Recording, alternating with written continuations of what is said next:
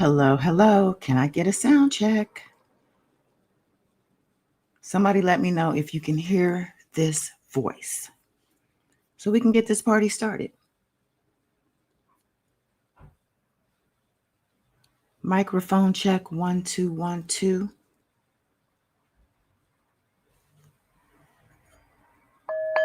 All right, Wow Wang. Thank you so much. All right, y'all, we back live, all right? On a Sunday.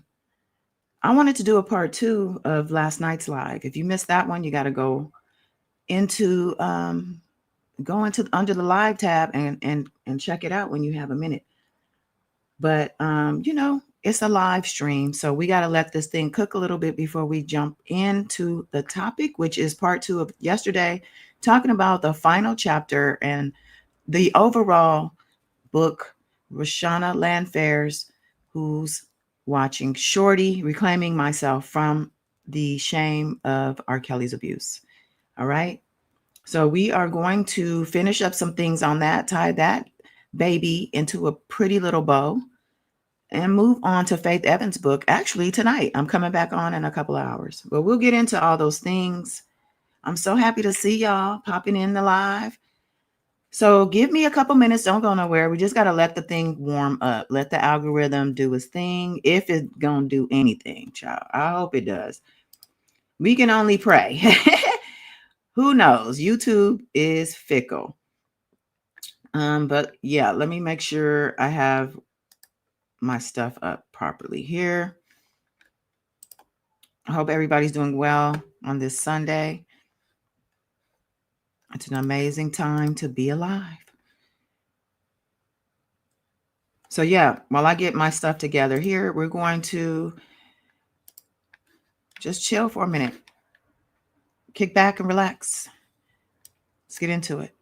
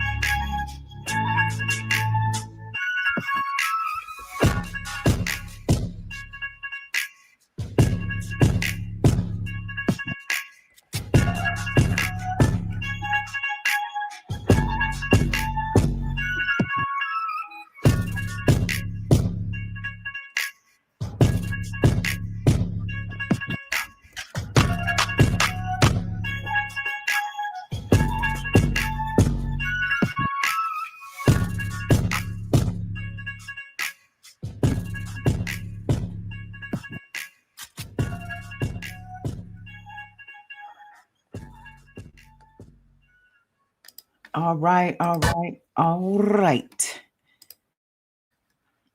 Let me come over here. One thing I didn't get was my water. You know what? Give me one more second. Let me just run that back real quick.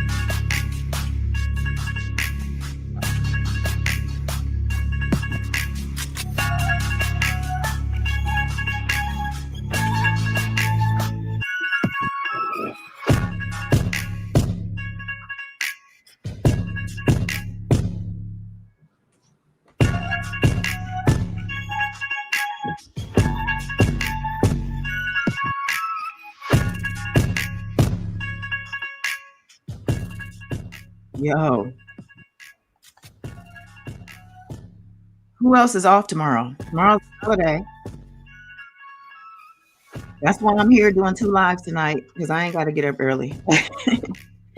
I am trying to be off the grid tomorrow, though. But yeah, let's get into it. Can you hear me okay with this music playing? I'm thinking I should let me turn the music all the way down. All right, y'all. So peace, world, peace. Welcome or welcome back to Goddess Dawn Speaks, aka the $1 trillion Goddess Baby. And yeah, we're back on a Sunday doing a part 2. All right.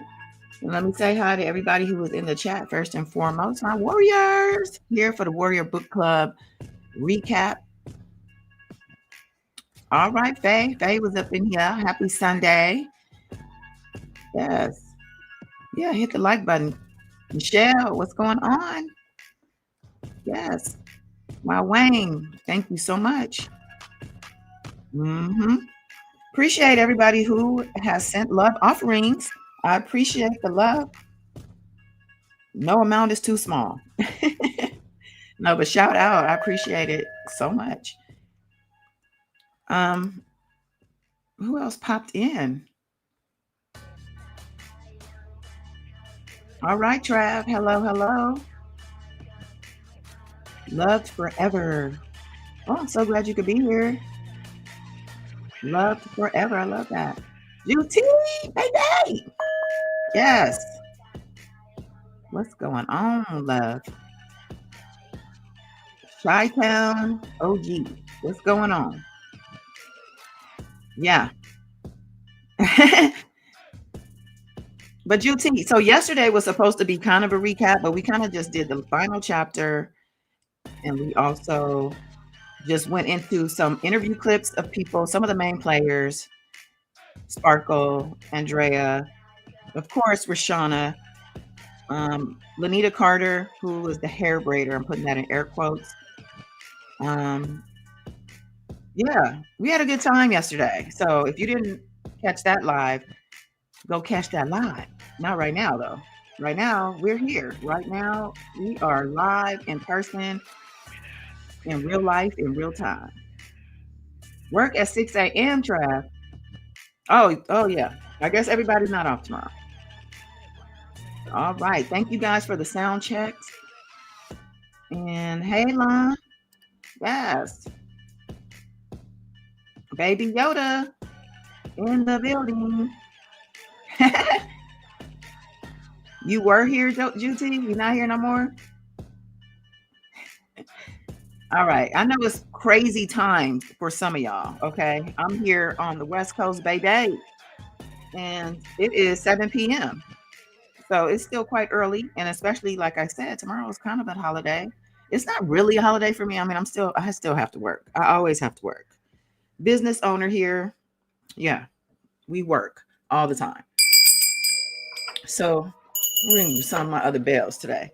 I saw somebody else ringing a bell the other day, today, actually, a popular YouTuber. I'm like, when did you start ringing bells, child?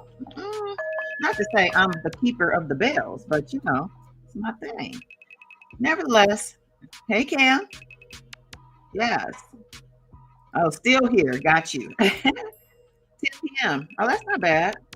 Off work just because. Okay, I heard that. That's the type of agency I'm here for. Okay. So I wanted to come today as well to talk some astrological placements and whatnot, but this is not the live for that. I recognize that. It's not for everybody. So I'm going to do that separately. Who knows when? Sometime soon. But I just wanted to say that because if I get it on record, I actually feel like I need to follow through on it. But yeah, we are here to wrap up the discussion about Rashana Landfair's new #1 bestseller. Yeah, #1 bestseller. Who's watching Shorty? Reclaiming myself from the shame of R. Kelly's abuse. Yeah. Ooh, and the piano arpeggio. Thank you, Baby Yoda. Yeah, hit that like. All right, so Some of you guys have been along with me for the ride, for the entire ride, okay, of the read of this book. And you are the warriors in the Warrior Book Club. Yes, you are. And I appreciate you so greatly. I mean, I can't even tell you. I wish I could figure out a way, but just me telling you thank you has to do for now. Yeah. Where are my kids? Yeah, I was looking for the kids. So yeah.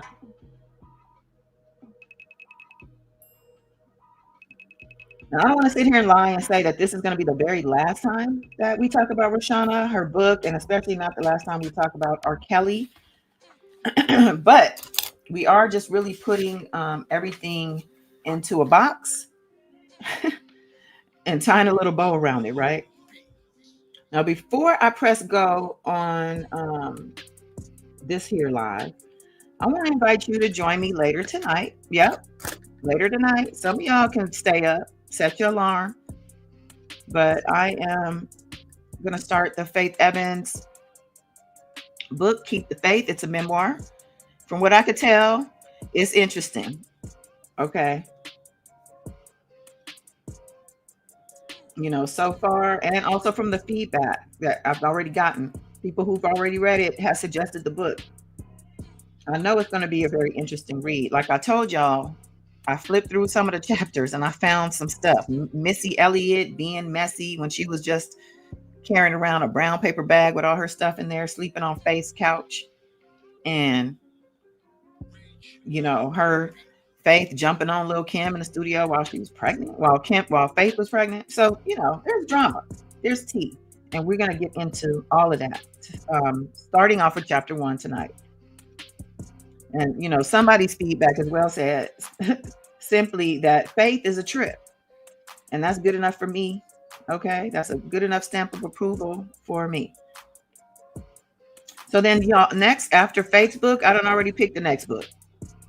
All right. Let me pull up actually the cover of that book.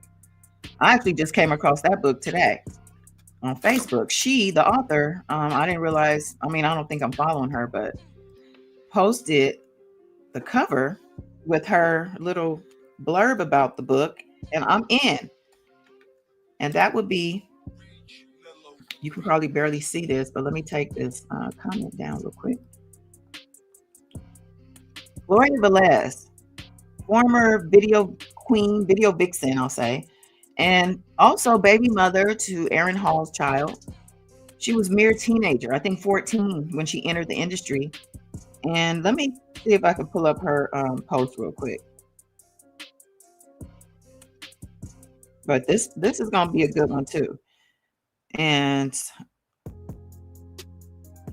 I'm definitely here for it. Let's see.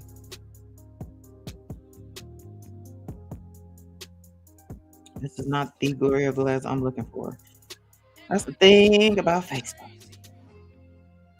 Okay. Give me a second. Because I want to read exactly what she said.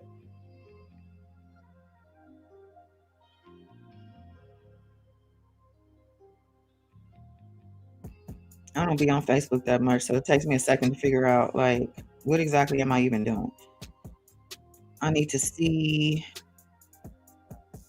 my activity log. There we go.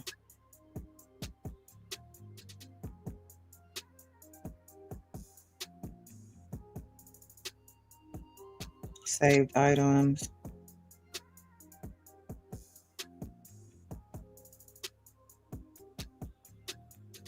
Okay, this is not doing what it's supposed to do. Okay, I'll find it. But in the meantime and in between time, she basically talked about being in the industry as a young 14-year-old girl and seeing so much and experiencing even more. And the fact that she's still healing from these things, or that she, has gone through a healing process. But she basically says what's key for the rest of the world is actually her life experience. And she's ready to tell it. And she is telling it. So Gloria Velez, y'all, we're going to read that book after Faith. Now, with regard to Faith's book, I'm probably already can tell you, I'm probably going to speed read through this. I mean, we might get like double, triple chapter recaps because it's not as small of a book that I initially thought. And I ain't trying to spend a whole lot of time on a book, like a whole month or something like that. I know there's monthly book clubs. They do take a book a month, you know, to have everybody read it, and then they come back together and they meet. But yeah, who has time for that? So I'm here for y'all. You don't have time to read, I'll read it for you. I'm recapping the chapters. If you missed Rashana's book, the playlist would be on my channel. There's a playlist tab. All the chapters are there in order. Have at it. And I'm going to do the same thing with Faith. If you're new to the channel, welcome. And thank you for being here. So let me just make sure I'm reading my notes. I have everything covered. Yeah, if you guys have any suggestions for a next book, future book, send me that. Just email me or put it in the comments of one of the videos, and I'll definitely put it on the list. So I'll shout out to Islas. I don't know if you're listening, but I have gotten your emails and your suggestions, and I just haven't had time to respond. But I just want you to know I'm not ignoring you, love. All right, so let's get into the book of the hour. All right. And again, that would be Who's Watching Shorty? Reclaiming Myself from the Shame of R. Kelly's Abuse. All right, we finished the book. We did the final chapter recap yesterday in yesterday's live. Some of you guys weren't able to listen to each chapter and probably won't have time to go listen to each chapter. So for the sake of that, let me just give you the rundown real quick. Just a quick rundown of what Rashana was sharing with us throughout her 15 chapter book. Okay, let me just pull up my notes. So, of course, she starts out letting us know when she first met R. Kelly and how old she was. 12 years old, and how she met her. She said it was Sparkle. Sparkle told her to do it. Sparkle told her to sit on the man's lap, rub the man's bald head, and ask him to be her granddad, her god daddy. Okay, this is how we start off the book. The book started off with a bang. And so then she goes on and talks about how her relationship with Robert, as she refers to R. Kelly throughout the book, and her relationship, I even hate to call it a relationship, but how their situation came to be up to this point. And she talked about him grooming her, how it started off on phone calls, late night phone calls, her under the covers. He's telling her to do certain things, touch herself, whatnot. It starts off this way, him being real flirty with her and being also very vulnerable with her. She shared that he talked to her about his own past abuses. He was laying on her lap and crying to her about things that had happened to him as a child. And she then went on to say how this developed into a sexual relationship when she was 14 years old or 13, I think. It turns, but it wasn't actual intercourse, she said, until 14. So this is when he begins filming her and filming her and her friends and whoever else, and himself, setting up cameras and making sure he had right angles, and very much the producer, the director, the actor, the writer, all the things. And then he went on to, from there, seemed to, start to get in trouble because Sparkle started to hear rumors and about her being at the studio with him by herself, or with no, authority figures and no parents. She's questioning what's going on. She asked her parents, and her parents, let me change this music. Hold on. And her parents basically turned on Sparkle after Sparkle went to them about these rumors she's hearing about her niece and this man, who at this point she claims she didn't know at first, but at this point she knows exactly who he is. She claims she didn't know nothing about who he was when she introduced her niece to him. But by the time she starts hearing rumors, and because mind you, he done, as Love Queen put it, and put her out the whip, kicked her out the spot. She's on the outside of the club looking in at this point. Sparkle is mad, and Sparkle is on a mission to crumble R. Kelly and take him down, because her niece is rumored to be messing around with this man sexually. So then the parents didn't do anything. She went to CPS, or DCFS, Department of Social Services, Family and Children Services. They did an investigation. The parents and Rashana lied. Okay. So they continued. They lied and kept on moving on with what they were doing. But then the tape came out. Somebody stole a tape. Somebody sent the tape to the reporter. And then the reporter to send it to the police. And to this day, it's still not clear, I don't think, who was actually the one who sent it to the reporter, because some say it was Sparkle. Sparkle said, I believe she said it wasn't her. But actually, yesterday, and listening to some of her interview clips, we know Sparkle be lying. So we don't know what to believe when it comes to Sparkle, right? Now, the book continues on to let us know that the tape is all over. It's everywhere. It's so much everywhere that Robert has to talk to her parents. Like, she and Robert have to talk to her parents, who they've been lying to about their relationship, even though the parents probably knew. I'm pretty sure they're dropping the girl off at his house to, I'm gonna put this in air quotes, babysit his kids and be, a goddaughter to him and his wife.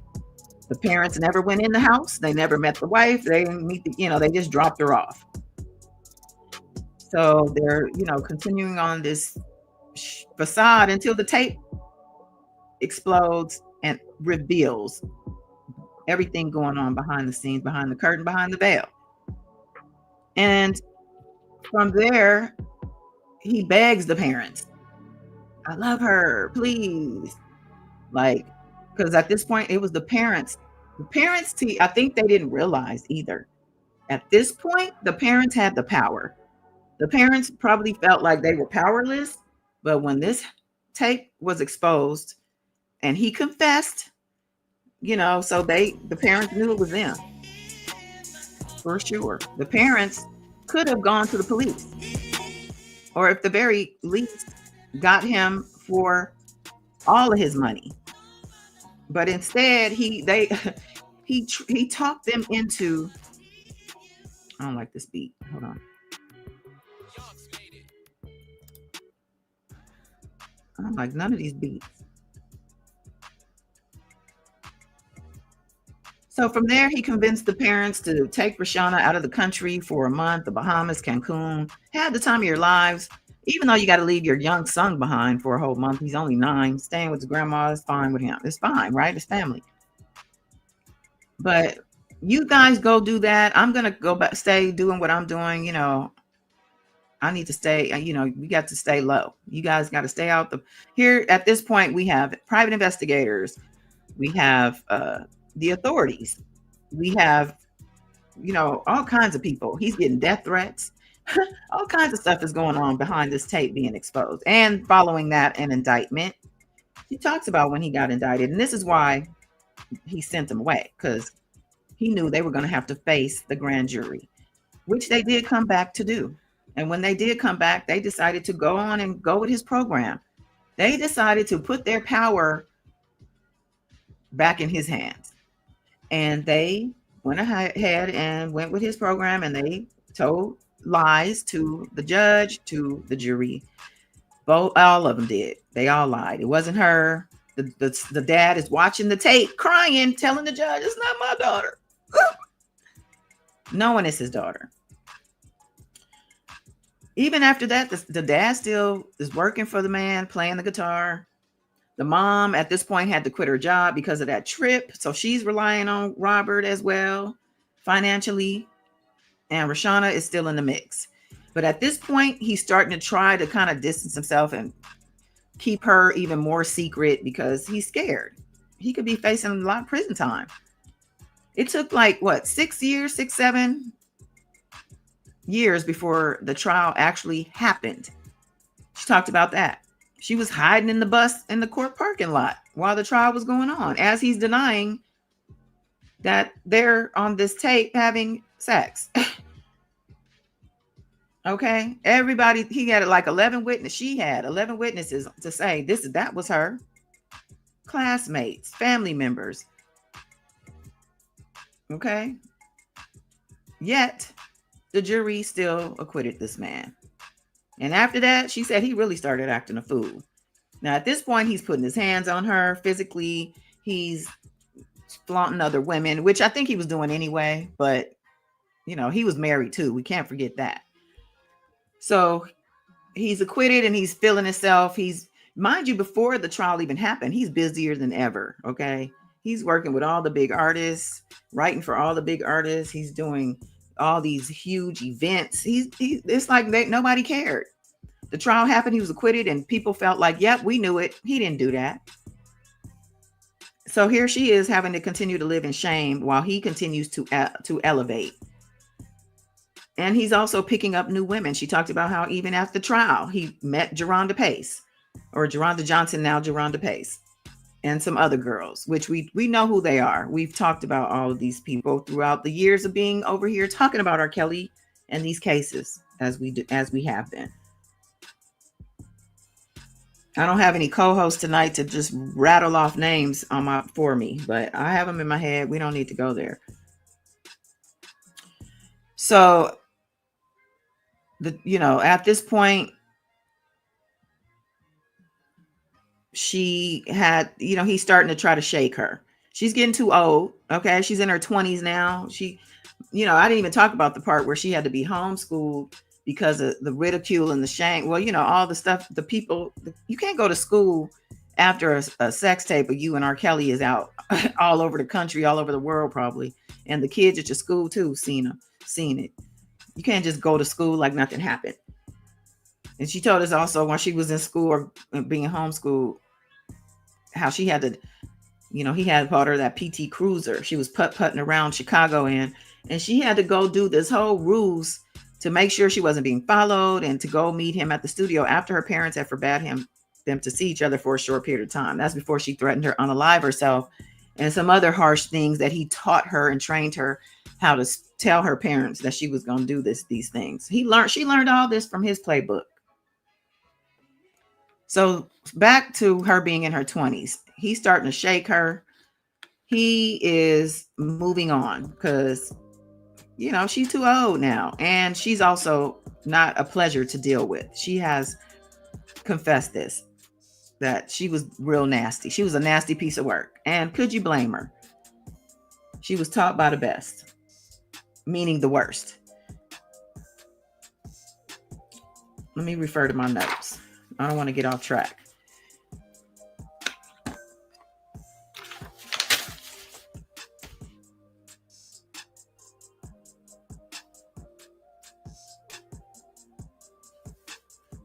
All right. So, as I said, this is part 2 from yesterday's live. We talked about some of the main players, showed some interview clips, and I kind of want to pick up where I left off by continuing on in the same vein. Okay. Starting with Rashana's interview with Joy Reid, I think, because that got cut off. There was some type of technical issue. But I think what I want to do tonight, because I think what I forgot, I haven't done this in so long as far as playing video audios and stuff, that I forgot. Normally I play the audio on a different device, like on my phone, and I'll just show a picture so that I'm not dinged, because that's exactly what happened. For those of you who were in last night's live, my live got cut off for a second because I was playing the Breakfast Club's interview with Sparkle. And I did get an email about the fact that because I was playing this copyrighted content, that my live was paused. So to get around that, I know to play the audio off YouTube. Let me come into the, let me try to pull that up first and then come into the comments. Bear with me.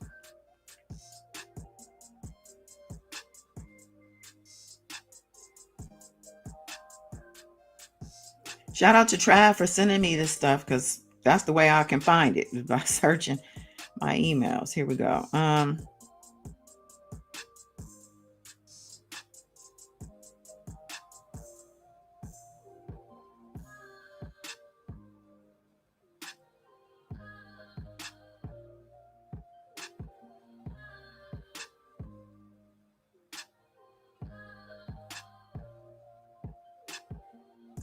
I just got to figure out which one it is. Okay, here we go.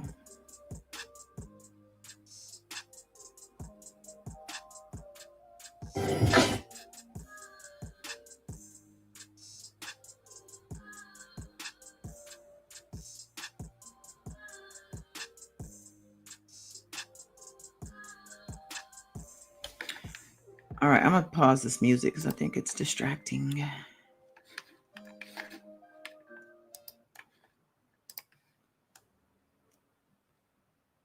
And now there was a whole Chappelle's Show skit poking fun at my humiliation. And all of you who laughed at the punchline would argue you weren't laughing at me, but it didn't matter. The damage was done. This is a young woman who survived not just that humiliation after that video of her shameful abuse as a 14-year-old girl. She survived not just that, but also the trial in which she felt bullied and terrified into getting on the stand and lying and claiming it wasn't her in the video so that R. Kelly could get away with it. Only to later see so many other women also damaged by him. And she's bravely come forward to tell her story. And Rashana Landfair joins me now. Her book, Who's Watching Shorty? Reclaiming Myself from the Shame of R. Kelly's Abuse, is being released this week. She's also a mom and the founder of Project Refine, a mentoring effort for girls and women. Rashana, welcome, and thank you so much for being here. Hi, thank you so much for having me.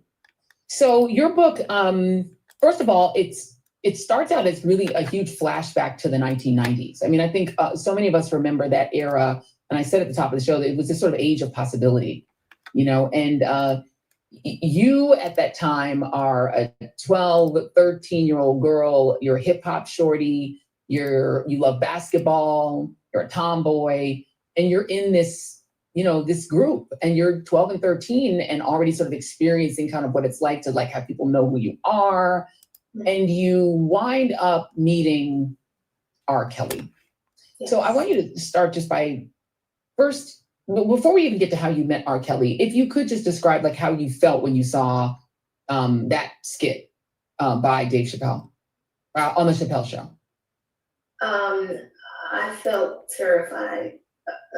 I felt very embarrassed and very confused because something that was so vulnerable for me was humorous and a mockery to the world. And it really just exposed me and made me feel humiliated. When the video itself came out, how did you find out that the real video, not the sort of joke, and you know, and I'm quite sure Dave Chappelle was not attempting to attack you. He was really making fun of R. Kelly just to, you know, in his defense. But when the real video of what R. Kelly did to you came out, how did you find out that video existed, and what were your immediate thoughts? Oh, I was pretty empty inside. I was very ashamed, and I was also really scared. For so long, this was like a huge secret, and I had been groomed to, you know, never admit this, never, you know, make it to be true about us. So I was scared more than anything. How did you meet R. Kelly? Your aunt, you come from a musical family. You talk in the book about how your dad was a musician who wound up doing some music with R. Kelly. Your aunt is the artist we know as Sparkle. Yes. How did you wind up meeting R. Kelly yourself as a 12, 13-year-old girl? I was introduced to Robert by my aunt Sparkle. Again, we were a very musically inclined family. We were all, you know, kind of like at the peak of our success during that time. And she gave me the introduction to Rob. There's a part in your book where you talk about some of the advice that your aunt Sparkle would give you, which to me struck me as a very strange thing to say to a girl who had not yet experienced puberty or her cycle. And she talked about what you ought to do in terms of grooming. And we don't have to get into graphic details about the way you should groom yourself in that area. When she's telling you that that's something you should think about, and you were so young, what were you thinking? Because that sounded to me like grooming. Yes, I didn't look at it as grooming during the time. She was somebody who I looked up to. She was always, you know, the star in the family, very beautiful, very gifted. So when she, advised me to do things like that, I didn't look at it as grooming. I just thought, that's the way to keep up with yourself. So I wasn't looking at it like that at the time. But what about her telling you things about the way to prepare yourself to have relations with a man like that? When she was telling you that as a 12-year-old, what were you thinking? I was confused. I mean, I was, going through puberty at the time. I was getting into boys. So, I thought I was learning the ropes of life, of, intimacy and things like that. It was a little, I don't know if it was embarrassing, but it was a little uncomfortable. But I just thought that, this is the upkeep when you're growing into womanhood, like that happens at this age. Your aunt, who I should note has issued statements denying that she attempted to groom you in any way. I will note that is something that she has said publicly. She also at one point advised you when you were starting to, as you said, become popular. You had this group that you were part of, that you were the rapper for the group. And she said that you ought to try to make R. Kelly your godfather, and that to make him your godfather, you ought to go into the studio and sit on his lap. What did you interpret her to mean by that? And then what happened when you actually did go in and sit on his lap at the studio?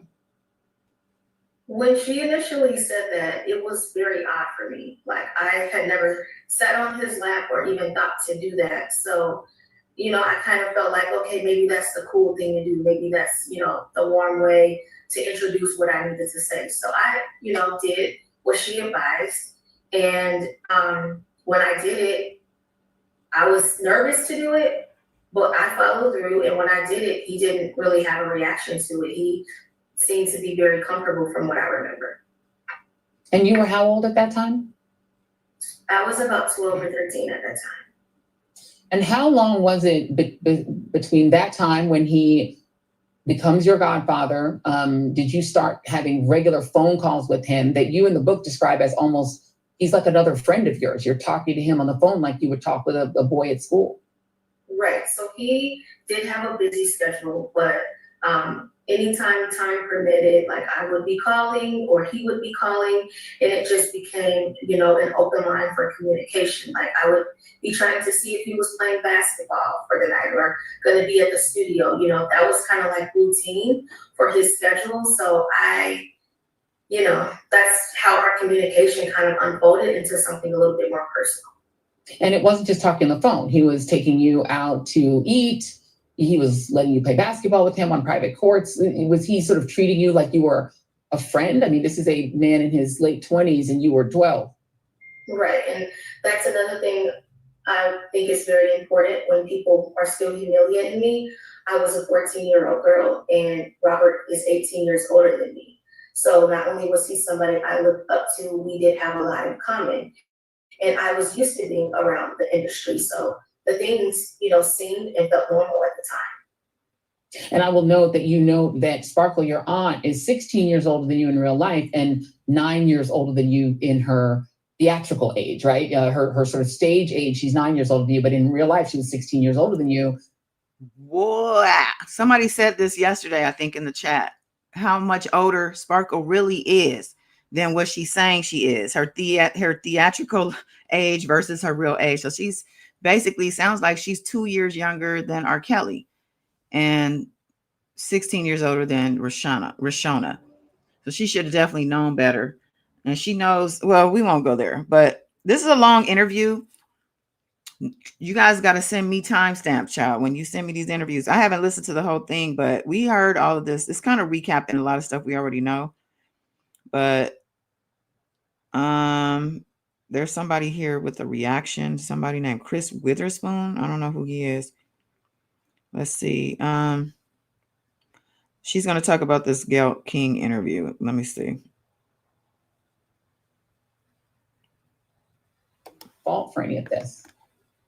It took a lot of time for me to get to that point because the world never treated me or saw me as a victim. So it was very difficult for me to see that for myself. But, when you grow up, you become a mother and you understand age. And, when I look at that picture, the things that people say and the way they treat me, they don't treat me like I was that person. They blame me for Robert's sexual preferences and fetishes when this was a person I lost my virginity to. I knew nothing about sex. I grew into his sexual behaviors. So to feel treated that way, to feel disrespected that way, it took a long time for me to see myself as a victim. Yeah.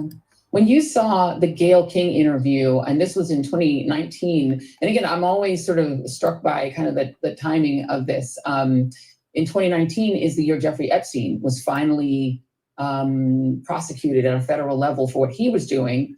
And Gayle King that same year interviews R. Kelly, and he has this meltdown, where she's saying, Robert, Robert, and he's jumping around the studio because he's been caught. And so many women at that point have come forward. It's not just you alone. There are lots and lots of women, and many of whom were also teenagers at the time he started abusing them. When you saw that video, did it give you a sense of vindication? Look, people know who he is now, and his reaction. If you put it up there, Jason, you just keep the sound down. When you saw that, did you feel vindicated? Well, first, I thought it was very theatrical of him. It was a typical, moment for him to overly express that he wasn't this monster that he truly was. And when I heard the girls speak also, I knew everything, every way he coached them, and here he was again, still not taking accountability, just still trying to put the attention on something totally different than the actual matter at hand. Do you hate R. Kelly? I don't hate him. I hate what he did, but I don't hate him. You have. Oh no, please! I'm sorry, I didn't mean to interrupt you. No. That was it. You have taken what happened to you, and not only written this book, which I think is incredibly brave, by the way. But you've also decided to try to work to help other young women. You formed an organization whose goal is to help young women who may be in the situation that you were in. Can you talk a little bit about Project Refine? Yes, Project Refine is really just a way for me to turn my pain into purpose. It's something I'm very passionate about. Like in our communities, we don't teach for signs of pedophilia or molestation. It's, kind of like kept a secret.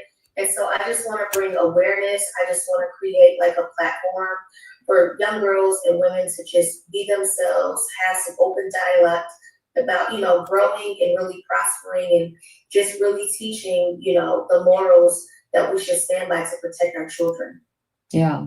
And I mean, it's coincidental, right? That we're seeing, these Epstein revelations come out. And many of these girls were your age, the same age that you were. And it wasn't just, the young Black girls who wanted to be stars and were around R. Kelly. It was the young white girls and girls who were impoverished in Florida who wanted to be models. Like it just felt like this era was an era when there was so little respect for girls, for children. When you look back at this era, do you ever think, wow, this was a dumpster fire for girls because girls weren't respected? It really was. I definitely agree with that. And it's just when it's celebrities or people of power, they're just able, and it's so much easier for them to get away with so much more. And I think that if we held them to the same standard that we would hold a regular person to, like a regular dad or a regular friend of the family, whether, on both genders, then things would definitely be a lot different. Yeah, indeed. And I will note that it wasn't just girls, because there were lots of young boys who were also abused, whether it was in some of these churches and church parishes, whether it was also in the industry. We know the stories of young male models who were also exploited. This whole era felt like we have to rethink everything that we believed about the 1990s. I want to ask about your musical career. This all started as you wanted to be both a basketball star and a music star. And that's okay. I know y'all want to hear all about Rashana and her musical career and all, but there's a lot of other things I want to cover. Okay. So I'll put the link to this in the description if you want to go back to this without having to go search for it. But I want to move on, child. But yeah, she says some good things in this interview. And I think it's important to hear her outside of the book, even to date, talk about where she's at now, you know, as far as her growth and healing, and as well as what she's up to. You know, what is she doing with her life? And she's just talking about a foundation, helping other women or other victims and survivors, and doing all the things she can to be able to catapult or use her pain and trauma as a catalyst to doing to other people being able to better themselves and to be able to heal themselves as well.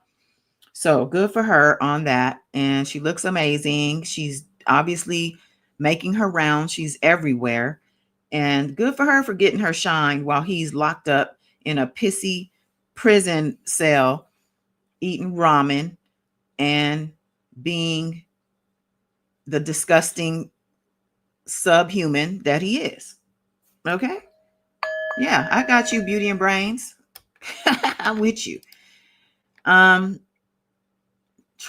yeah, if you Googled Sparkle age, it says she's 50, but Rashana says she had her 50th birthday around 2020. Right. That's what I was thinking. I'm like, well, wait a minute. Okay. So, yeah, I'm the boss. Listen, Saturn, okay, moving into Aries is in my 10th house, which is career, which look it up, child. I'm about to be on fire. I'm already on fire. No, but I appreciate you for acknowledging. So, what are we going to talk about next? I think I want to move on to, I had a video from my actual member channel. Let me see if I have that one here. And it's from 3 years ago, and I was covering the trial, the Illinois trial, and talking about a motion that Daryl McDavid had filed to dismiss the video number 1, which is the video Rashana is famous for.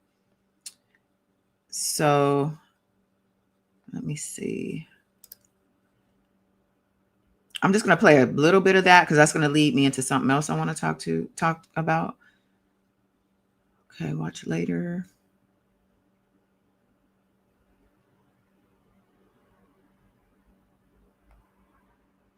I have a lot of videos saved. Here we go. Wait.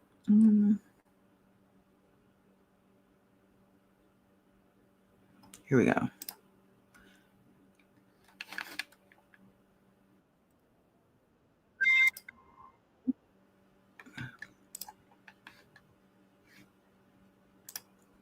It's like a 30-minute video. I'm not going to play this whole video. This is me talking about the motion. Let's see.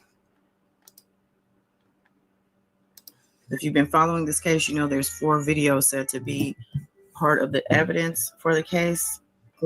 Child porn videos. And I believe video 1 is the video in question from the 2008 trial. Minor 1 is said to be in that video. I believe in all the videos, but they're challenging the video. Yeah. So I want to go to the paperwork. It's 10 pages, and we'll just kind of go through it. So yeah, this is what we do. We go through paperwork on Pacer, and we make sure we have all the facts. So anybody coming over here questioning, did you read the transcripts? Did you do this? Did you do that? Yes, we did. Check, check, and check. And that's for yesterday. There was somebody in the chat. I'm assuming they were R. Kelly fan trying to downplay it. All good though. Everyone is welcome over here. So let me scroll ahead on this. Let's see. And she recently requested,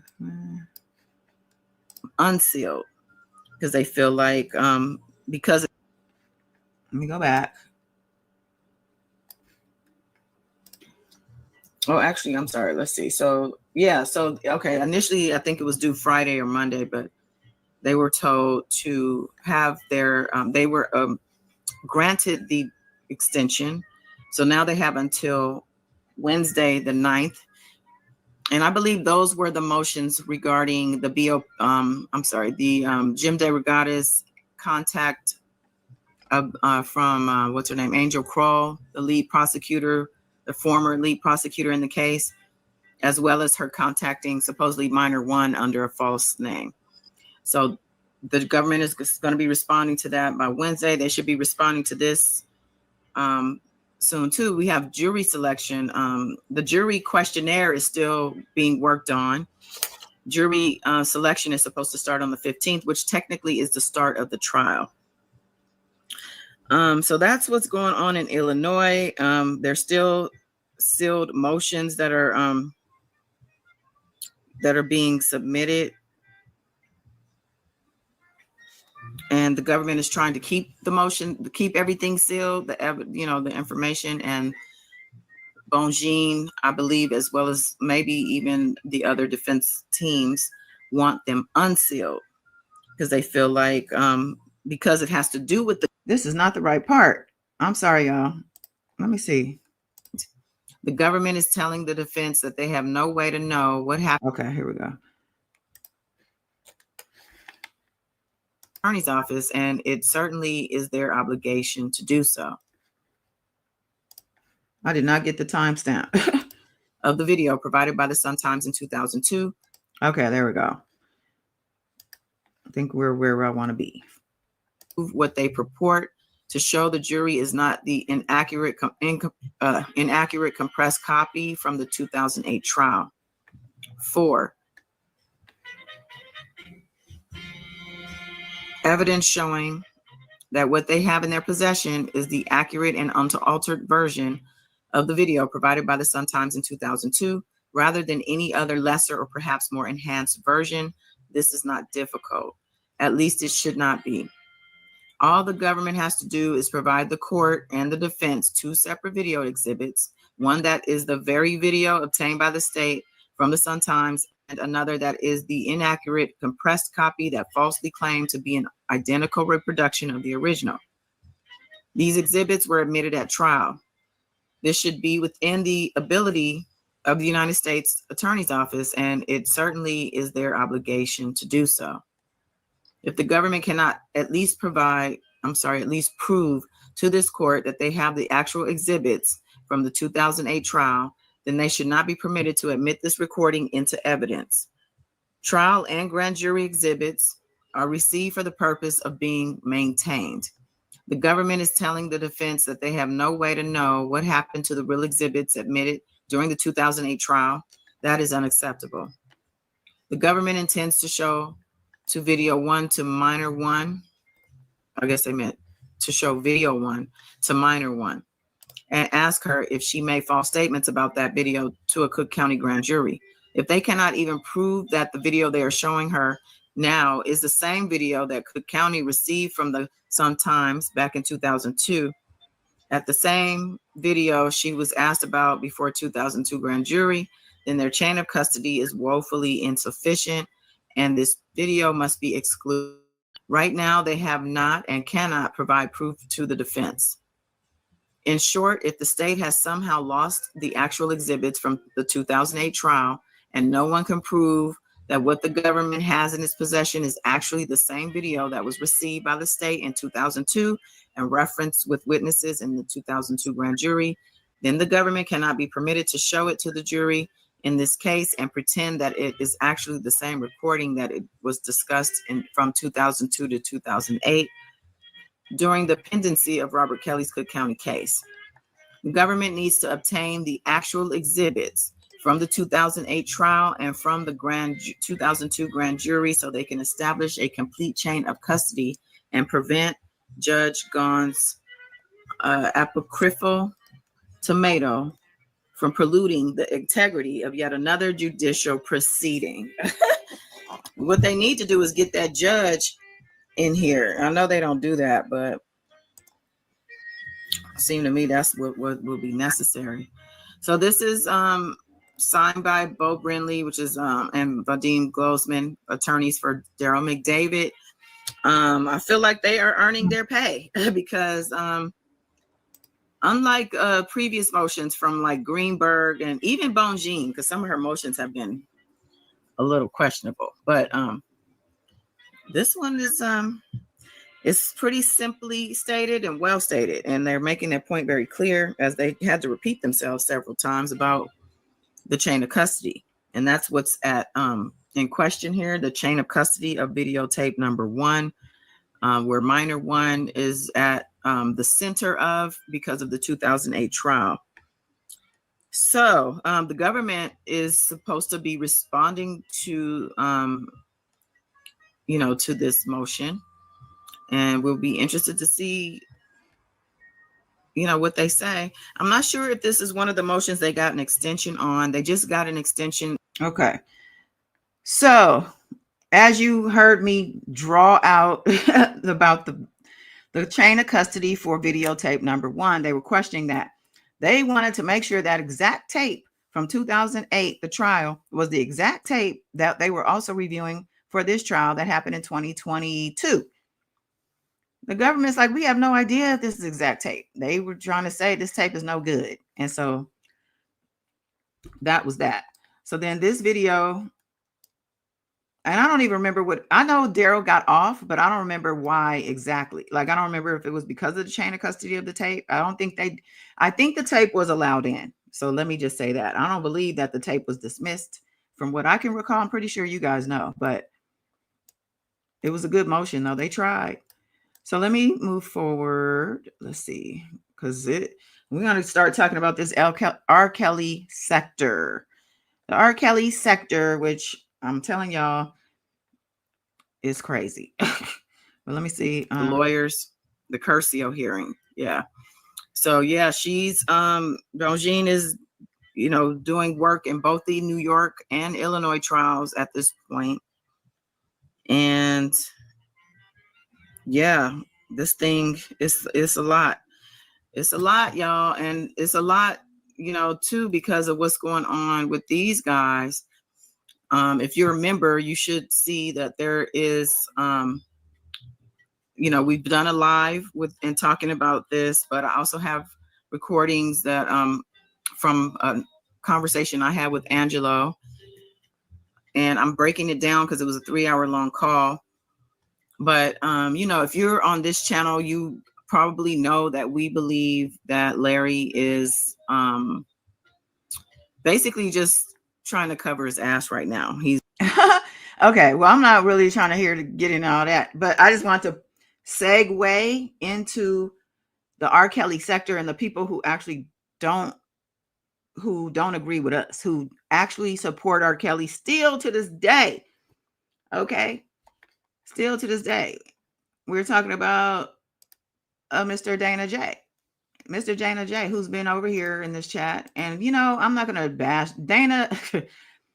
Dana has been pretty respectful so far. I haven't heard, or at least I don't know if he's talked about me. I don't care, but he's been nice. But nevertheless, he's wild with his analysis of the book. Everybody's talking about Rashana's book.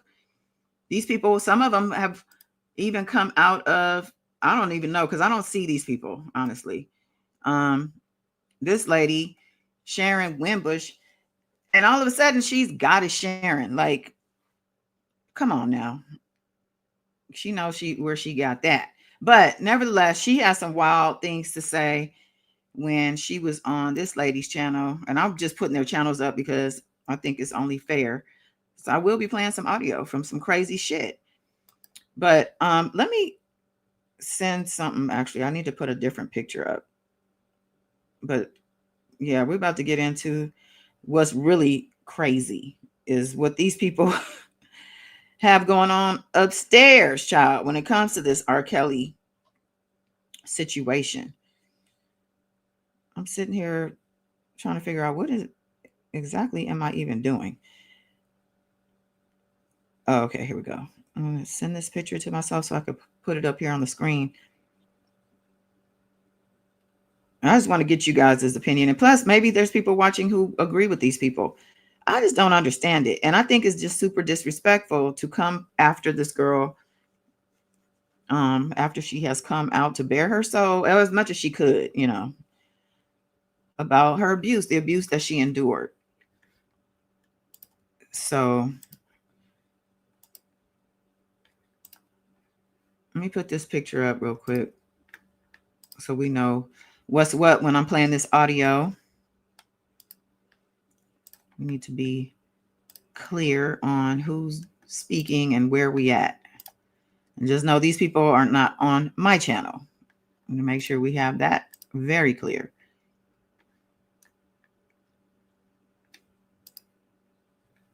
Okay, there we go. So I think we'll start off with Mr. Dana J. Because people send me stuff and I'm just like, I don't go to these channels. But, you know, when the book came out and we're talking about the book, I'm like, yeah, let me see what they're talking about. Because I'm pretty sure. And I'm wondering, are they finally going to say, yeah, you know, he did that? You know, but from the looks of it or from the sound of it, I don't think so. Let me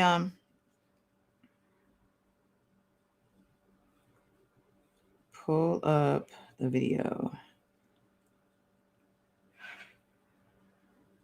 So the government said, and you had explained that you knew you were 15 because you had lost your virginity. Is that right? She said correct. So he's reading, looks like he's reading from the book. What it looks like he has on his screen is transcripts. So he could be reading actually from the transcripts. I'm not sure. But he's talking about Rashana here. Let's continue. What? Wait a minute. What? So then she said, and just to be clear, to whom did you lose your virginity? She said, Robert. And how were you feeling about him around that time when you first began engaging in sexual intercourse? 21. When you were 15? She said, I developed feelings for him and I felt good about our interactions. What? You were violated, but it felt good about your interactions. You was in fear for him, but you developed feelings. Pause. Why are you saying you developed feelings then, but before, about a page and a half up, you said you was attracted to him? See how the lie just keep on lying? So we talked about this. She was a child, okay? And physically, your body is going to respond to stimulation. That's just facts. Okay. So the fact that now she's a liar, I guess he's trying to compare the fact that she lied previously to now her saying all this stuff. So, but to call her a liar, I don't know. Let me see. Let me see what else. And then the government said, what are some of the things that, if any, he was saying to make you feel good about your intentions? She said that he loved me, that he would take care of me, that he too was my protector. Fellas, listen to what she's saying. That he loved me, that he would take care of me, that he too was my protector. Let's fast forward to now. What is the reason why she's writing a book? Because she found out he had multiple other women. She said that. So that cancels out he loved me. When he stopped taking care of her and making sure her and her son was good, that cancels out he would take care of me. So when did she say he was taking care of her and her son? And when did he ever really take care of her? From the things I remember in the book, she was telling us how he had her in garages, in basements, in office spaces where she's not comfortable. She's not in a home. She's ducked away. She's tucked away, hidden from the world. They're eating in the back of his Hummer in the garage on a regular, like that was their special place. This is not a life for a growing girl at that, or a growing woman. Oh, she's growing into womanhood at this point. This is not no Lux life. Where do you get this from? Who said that this was? What the heck is this? Last but not least, he's incarcerated, so he can't protect her. And her father was unalived by the government. Oh, her father was unalived by the government. This is the first I'm hearing of that. I wouldn't put it past the fact that the father was unalived by you know who, or somebody in his camp, as we talked about yesterday with the many unalivings that happened right before the New York trial. Let's not forget the dad was going to testify in the Illinois trial. Remember, the dad said he was going to stand up and be the one to testify and talk to the prosecution. And then he ends up unalive, but now it's the government that did it. Not to say the government don't do that kind of stuff, because I'll be the first one to agree that they do. But in this case, I doubt it very much. He was only going to help the government. Why would they have him unalive? So who's there to protect her now? And that's why she wrote the book. So she could put it all out there. So in case something does happen, we all know. Who's protecting her now? I think it would be God if she would answer that question, because based on her book, she has grown closer in her faith. She talked about God all throughout the book, but it seemed that she wasn't really relying and putting her actual faith in God. She was talking about him because her parents and her grandparents were steeped in the church and Bible study, and it was all very performative for her family, but nothing really of substance when it came to their faith. So yeah, we can move on from Dana J because it's only gonna get worse, child. But shout out to Jana J, like wow Wang, you being very gracious, good, because that's what we do over here. We have class. Let me see some of you guys. Yeah, exactly. Hey, Solo Diva. Juti, Dana doesn't understand much about life. Lon, hidden, stashed away, peeing in buckets, told when to eat, documented. Exactly. Good old Dana J. Okay, Juti, we off of this. We're not off of this. We off of him. Let's move on. I think we'll just move on to Winbush, Sharon Winbush. And then there's a Sky Life lady. I didn't have her picture up. Why didn't I take her picture of her screen? I'm gonna have to do that too while I play the next one. Let's play the next one.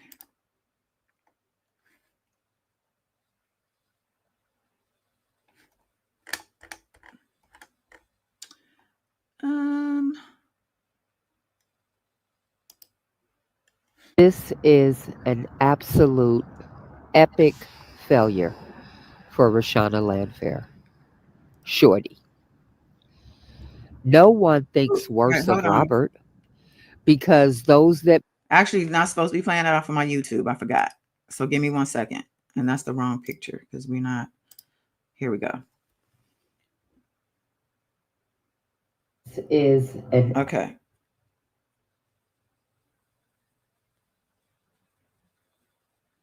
possession of child. This is an absolute epic failure for Rashana Landfair. Shorty. No one thinks worse of Robert because those that believed he was in the tape, they still believe it. And those that don't are still hold their position. So the dial did not move where it comes to Robert.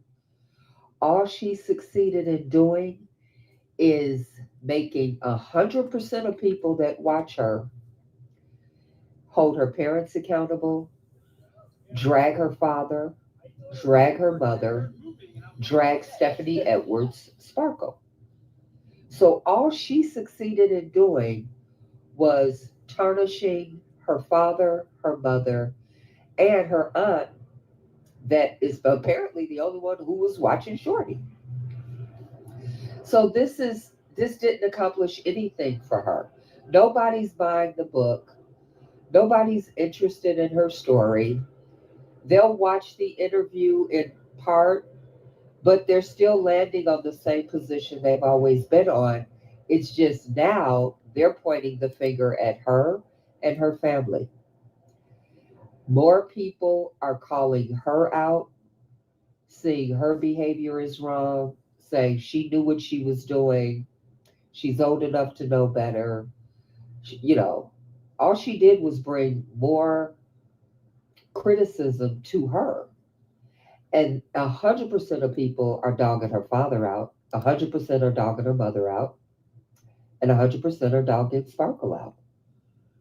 So, what did you accomplish with this book that the government possibly backed you for and wrote everything for you to say? You damaged your family. You damaged your father, who you say is your hero. And you damaged yourself because now people know what you look like and they know your name. So now they will recognize you. And half the people that have seen it, the interview, and heard about your book, they blame Shorty. They think Shorty was fast. They think Shorty was hot in the pants. So nobody's position on Robert has changed because of this book or because of her interviews. People believe he was overcharged. People believe he got too much time.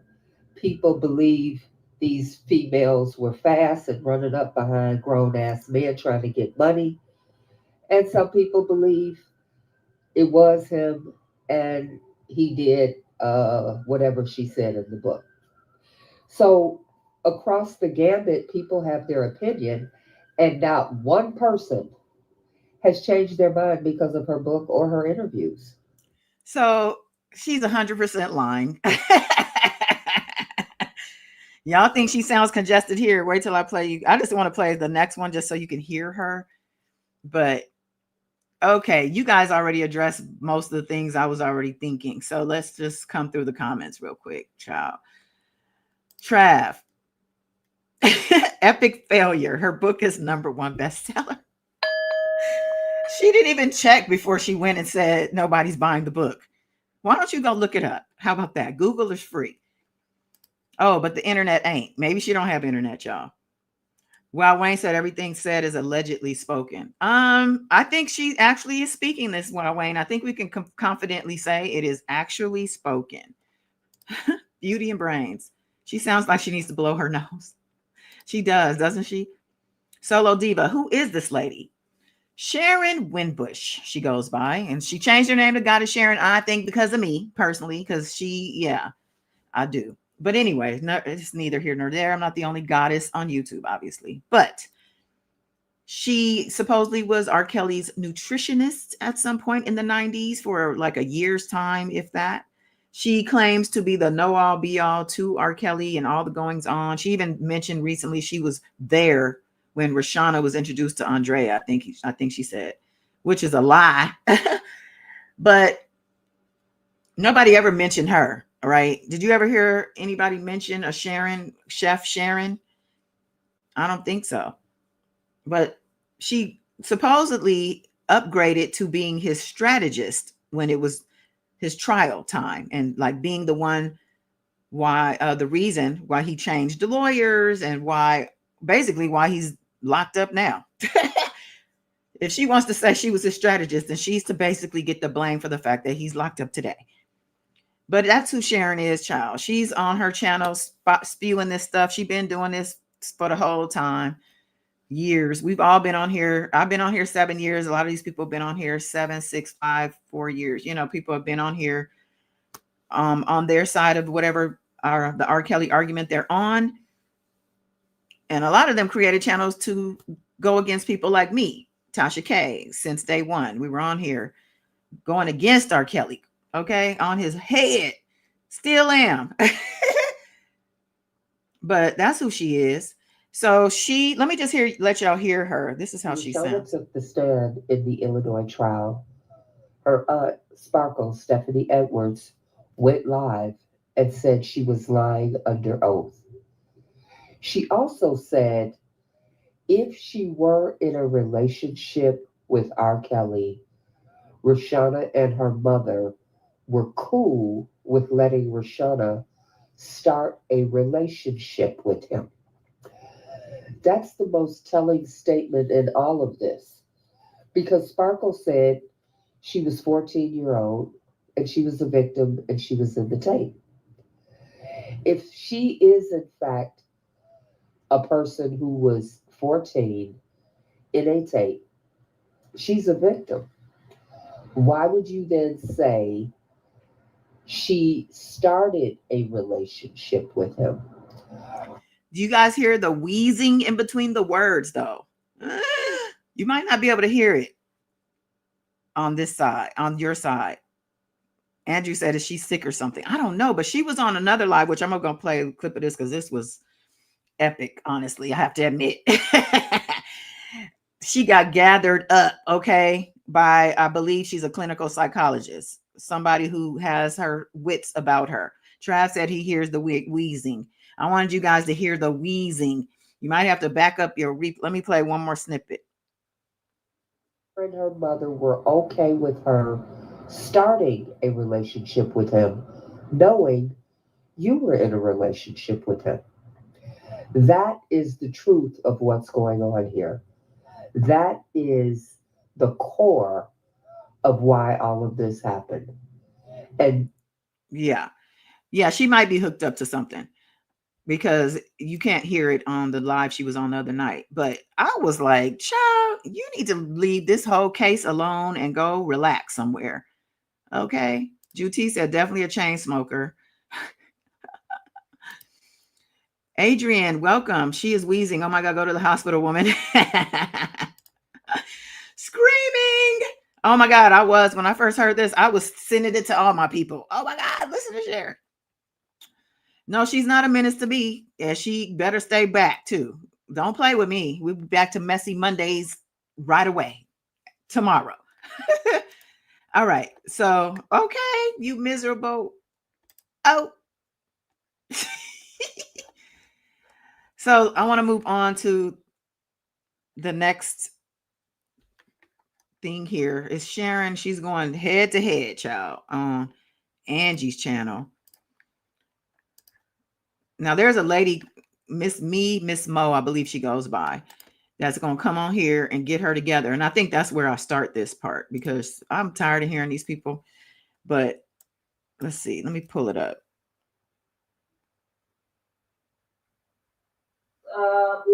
We had top floors and points at the bottom and hooked it up and we was like, that is, that is him. And, we saw the little thing and it came over the intercom and we got an email. So if anybody is in possession of this tape, you are in possession of child pornography. that's right. So Angie was saying, so apparently, so what Sharon was saying was basically anybody who watched the tape, you need to be registered and arrested and treated like Robert because you watched the tape. Whether you knew what you were watching, whether you were, are against it, for it, whatever the case, she feels like that's the way to do it. That's the law. Like she's mocking, actually. But Angie had pointed out, I guess some email went around to warn people, like, don't watch this or don't admit to watching it because it's a crime to watch this tape. So Sharon is going to interrupt her, and then Miss Mo is going to interject. I hope you can distinguish the voices. I don't have Miss Mo's thing up here. It says Black Girl Magic on her avatar thingy. They said, turn y'all asses in. Hey, law enforcement and I, y'all ass going to jail. That's right. What up, Mona John? What's happening, Mona? Hey, I'm joining. I can't join for very long at all. Hi, Miss Wimbush. Hey, How you doing? Hey, everybody in the chat. I know I disappeared for a minute, but I'm back. At least for a couple of minutes here. I just want to mention, one, I listened to the entire book. I read the whole audio book and I read the text. Okay. The audio book was in her own voice. I wanted to have that experience. I also wanted to just have like my own inner narrator, right? And the analytical side of the assessment. Here's some of the issue. And let me be clear, I'm tired. I've been up since 4:30 this morning. doing all Right. kinds of stuff. So I don't have that kind of time, and I'm not gonna argue with anybody. I'm just stating my opinion and also my professional opinion on some things based upon what I've heard. One, Right. it feels like a fallacy of logic to say anybody who watched the tape or anybody who or because she also helped or participated that she is guilty, or that anybody who watched the tape, they are guilty. No questions asked. Then the same rules would then apply to R. Kelly being with an underage person. Whatever those circumstances are that came to be, then we would apply that same sort of thinking, right? If you're going to say, hey, well, that person, no matter what, if you watched it, then you did something wrong and you're responsible no matter what, then he knew he was with a 12-year-old when they first got together, and he should be responsible for that no matter what. So I think we need to be careful when we try to apply things like that. None of that has been proven, but go ahead. She's saying, Sharon Wimbush is saying her age hasn't been proven. Why is she saying that? I'm curious to know. The government definitely would verify this girl's age before making her the star witness of their high profile trial against R. Kelly. They're going to verify this girl's age. Is her scripted words that were AI generated by somebody that wrote it out. But go ahead. So she's also saying her book was written by somebody else and AI generated as far as the voice, which is a lie. Rashana recorded that. There's even a picture of her in the recording studio. She has a little trailer as well showing her going into the studio and doing all the things. So I don't know why this lady, this is her here. You see that microphone? She recorded this. So, okay.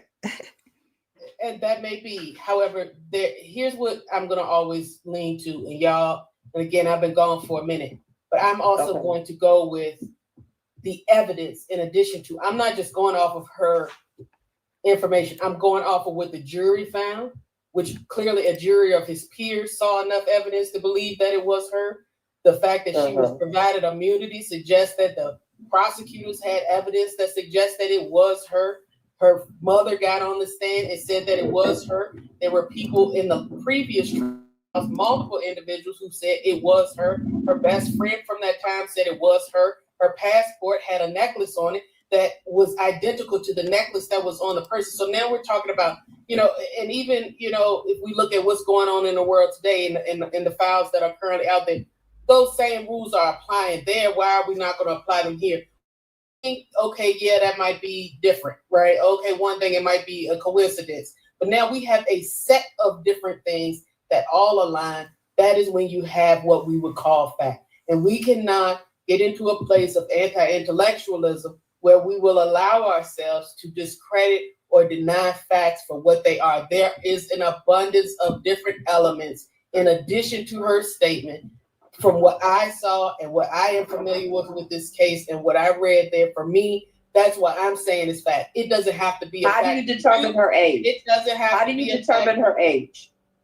How do you determine her age? Her age was determined by the fact that she had a passport, by her appearance. There were pictures of her at that time, and she said her age. We know what her birth certificate was. And again, I'm not trying to debate you, Miss Wimbush. I'm just saying the evidence is there abundantly. And the evidence is also there that there's too much lack of evidence. But go ahead. I mean, how is there lack of evidence? Oh my God. I wish I had all that evidence. They were wheeling into the courtroom. Let me see if I have that. I had a video and I had a picture. I think I had to take that stuff down for the sake of space. Oh my God. Yeah. But there was tons of evidence. Thousands of pieces of evidence. I'm trying to argue either. Well, you can have your opinion. We can agree to disagree. There's no. I don't have to agree with you, and you don't have to agree with me. For certain, because you have two totally different, I think, this. We have two totally different perspectives. I am coming from the perspective of a professional person who doesn't know either of these individuals, and I'm looking at it from both the clinical as well as just an everyday person. But for me, when I'm speaking right now and what I'm going to share is I'm sharing my experience, which is different from yours. And mine is based in a place of, for me, the facts suggest overwhelmingly that more likely than not, the circumstances were. And even if I don't directly know, I have to leave it into the jury of the peers who firsthand got to examine and tackle that evidence that was put before them, and they found the very same thing. Okay, so aside from all of that, my whole point is when we try to apply some of these things in defense of individuals, we have to understand that it also can be applied to that same person that we're trying to defend, or that we're trying to see. That's where you got it wrong. I've never defended Robert. I'm not debating you. I don't defend Robert. She doesn't defend him now, and this is where I'm probably going to end this one. But she doesn't defend him now. Because I don't agree with her doesn't mean I'm defending Robert. I've never defended Robert. I've never done that. Here, I disagree. I think you do defend him, and I understand why, because you care about him, and you should defend the person. That has nothing to do with it. If I thought for a minute he was guilty of this, I would stay silent. I'm not going to defend anyone harming someone if I believe conclusively this is what happened. I knew her, so I would be more emotionally attached to her. I know him. Would I throw him under the bus? Probably not, but I would shut the fuck up. I wouldn't say anything. You wouldn't hear from me if I thought he did that. And I would certainly not stand up for him in any way, shape, or form. Well, I'm going to end it on that because she's a damn lie. She is defending him to the death, it seemed like. I mean, she's been defending him all this time and hasn't wavered, hasn't folded. So if that's not defending a person, I would love to see what it looks like when she does defend a person. She missed her call and she should have become an attorney, child. Yeah, super fan with the mental illness. I'll change the issues to illness. But yeah, exactly. So I have one more, y'all. Now I thought I took a picture, but I want y'all to see what she looks like, but let me pull up her channel. Hold on. Let me put a picture up to block. We'll just put, let me put something up real quick. Let me put this up real quick. Hold on. We're almost done with this misery.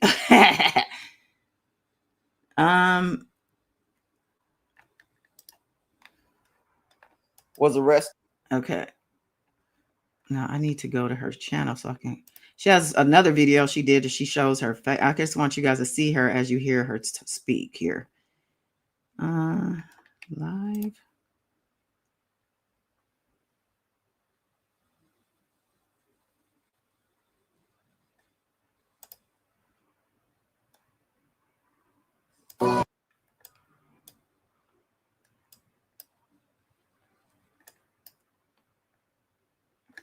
I'll just leave it like that.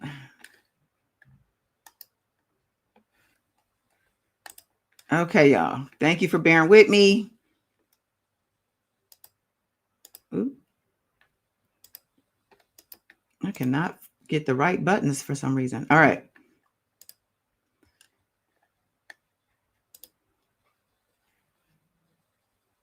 It's not Rita. Who's Rita? I don't know a Rita. This woman and plenty of others suffer from willful ignorance. You are so right. Who is Rita, Juti? Email me. Email me a link. She goes by Sky Life on YouTube. Okay. Let me see. She wanted her experience with the audio. I think she bought the audio book, and I guess it's in the girl's voice. And let me be clear. Right now, I'm talking about R. Kelly. For those of you who do not know, I am an R. Kelly supporter. been an R. Kelly supporter since he has was arrested.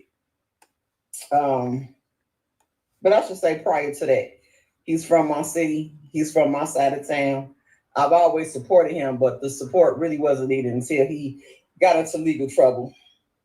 This last round, it was way more serious than the stuff back in the day. So right now I'm talking about, Rashana Landfair, the girl, the P girl from the P tape, the one that was in the video that she claimed she was in the video having engagements with Kels. Okay, that's what she finally testified to after lying to the grand jury, saying she was not in the video. So there's a lot of things going on in the Kels sector. People do not know. Her age was not identified. She said that she's been several different ages. She's testified in court that she was different ages. Then she said she wasn't even in the tape. It's so many lies that she has added to her own situation by her own admission that people like me and Kel supporters like me, we have a problem believing anything she says. How many lies do you get before you are actually deemed a liar? And the thing is, though, she gives her no grace for being a child when she was lying for him, when she started lying for him, and the fact that she's been conditioned to lie for him. So now she's being punished and shamed for lying when she was doing it because of and for him in the first place. Juti, are you talking about Sylvia, the infamous Sylvia? Because we had some laughs on her. And yeah, I think she's still covering. I don't know what she's doing. I have to go see if she talked about this book, but she's still on that same bullshit too. Okay. Now, I'm really not going to go in too deep on this whole thing, but I just wanted to bring people up to speed on what I'm talking about right now. So basically on Angie's channel, Miss Wimbush, who was the nutritionist for R. Kelly back in the day. I got to get the name of her channel. Because I did get permission to play her other video, but I'm probably going to do what do they call it? But you play the video and get your comments. I'm gonna probably do that. But Miss Wimbush, I ain't gonna chop and screw your stuff. I'm gonna do exactly what you said, but I need people to understand exactly what's going on. So Miss Wimbush was on Angie's channel. She gave her perspective regarding the whole situation with Rashana and her family. And Miss Mo is a person who is in opposition to R. Kelly. So to me, she's my op, okay? But I use the term op as lightly because she's part of the group that's in opposition to Kels. It's not like a real Chicago op, like where we really don't like each other and really want to get down on each other. Okay, I'm too old for that. But you opping with people on YouTube. They my ops because they don't support R. Kelly. But that word is a Chicago word, and I use it as needed. But I just want y'all to understand she's in opposition to R. Kelly.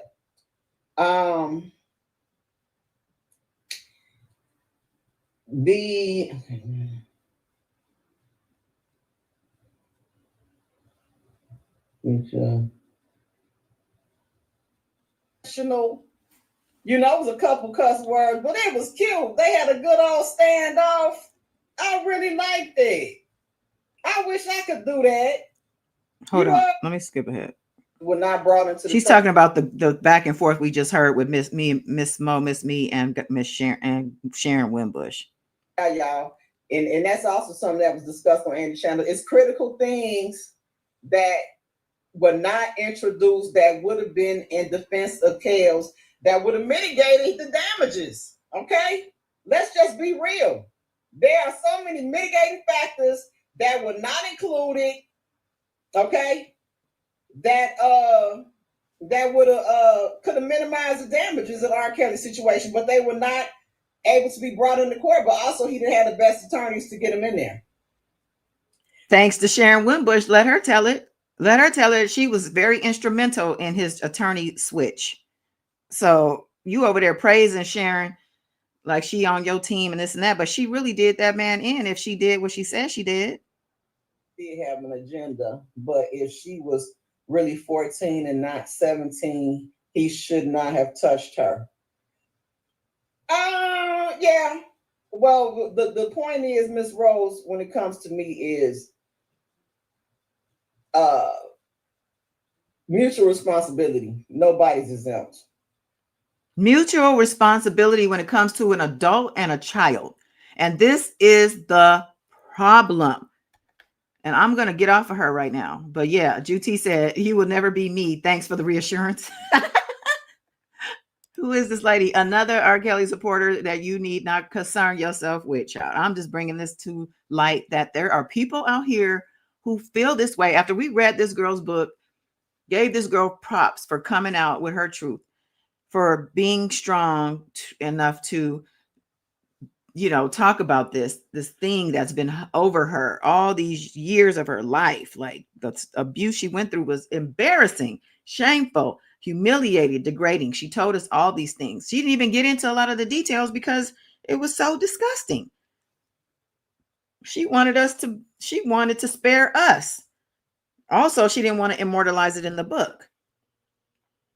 But all these things we read and we felt for this girl, right? Because we understand what a monster R. Kelly is and was. But yet there's people like Skylife, Sharon Winbush, Dana J, and others out here banging the drum to R. Kelly's beat, still in his defense. You know what I'm saying? Yep, still on their bullshit. Baby Yoda's reminding us that he had multiple attorneys. He did. It was a shit show. We had a good time during those days, I have to say.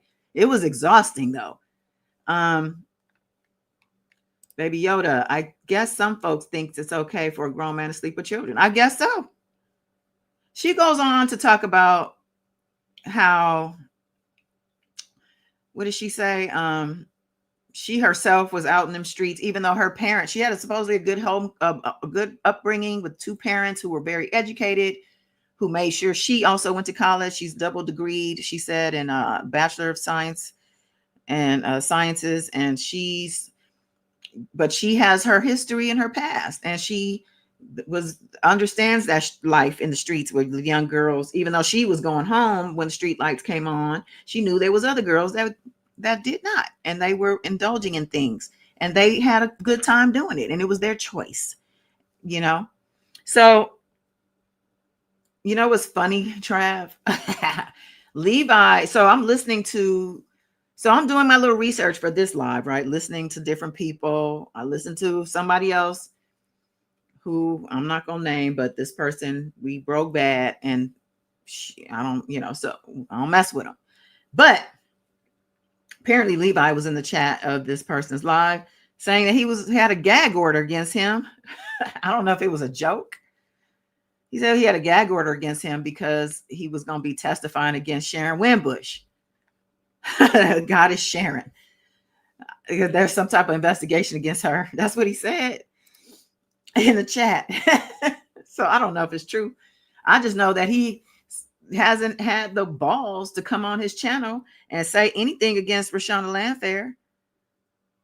Okay. Lon, that's a good idea. Update on all the surviving women. Yeah.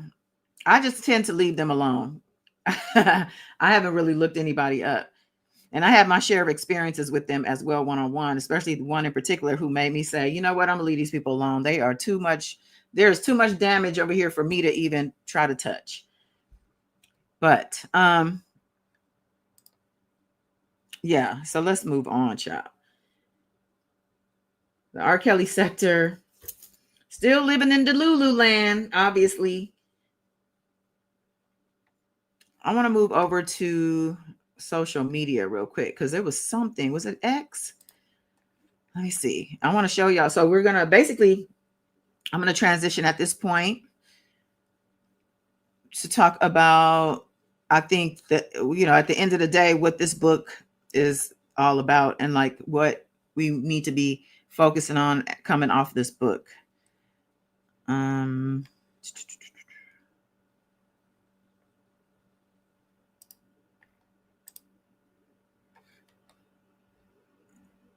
Okay, I'm looking for a save thing on X.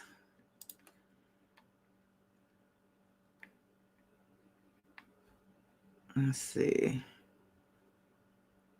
Listen to this, y'all. Most of us feel discomfort when we think about this scenario. And most of us feel discomfort when we think about pedophiles. But just like pedophiles, we are not responsible for our feelings. We do not choose them. But we are responsible for our actions. And we must make a decision. It is in our responsibility to reflect and to overcome our negative feelings about pedophiles and to treat them with the same respect we treat other people with. We should accept that pedophiles are people who have not chosen their sexuality and who, unlike most of us, will never be able to live it out freely if they want to lead an upright life. We should accept that pedophilia is a sexual preference, a thought, a feeling, and not an act.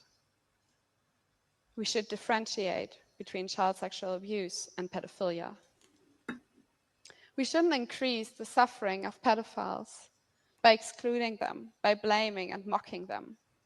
By doing that, we increase their isolation and we increase the chance of child sexual abuse. Do you hear this?